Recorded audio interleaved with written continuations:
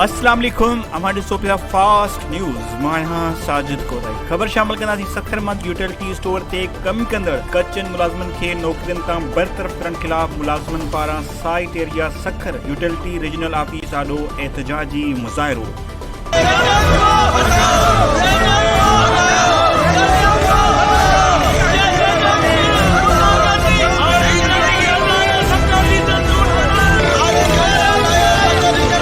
मौके ते इकरार अली पठान, आबिद हुसैन कप्तान, सुमरो इरफान महर, मोहम्मद असगर पठान ऐं ॿियनि जो त regional manager Imran Zafar, Najeeb comber, Adnan Siddiqui, Abdul Qayoom बुरड़ो रिश्वत न ॾियण ते मुलाज़िमन खे गैर क़ानूनी तरीक़े सां नौकरियुनि तां बरतरफ़ करण जो सिलसिलो शुरू करे छॾियो आहे। शिकारपुर ऐं सखर रीजन मां केतिरा ई मुलाज़िम बरतरफ़ करे छॾिया आहिनि। बहाल करण लाइ एजेंटनि मार्फत रिश्वत तलब करे रहिया आहिनि। एहतजाज कंदड़नि वधीक चयो त अहिड़े गैर क़ानूनी बरतरफ़ी जो आला अख्तियार नोटिस वठी बरतरफ़ मुलाज़िमन खे बहाल करे उन्हनि सां इंसाफ़ कयो वञे, न त ॿी सूरत में एहतजाजी मुज़ाहिरे जो दाइरो वधायो वेंदो।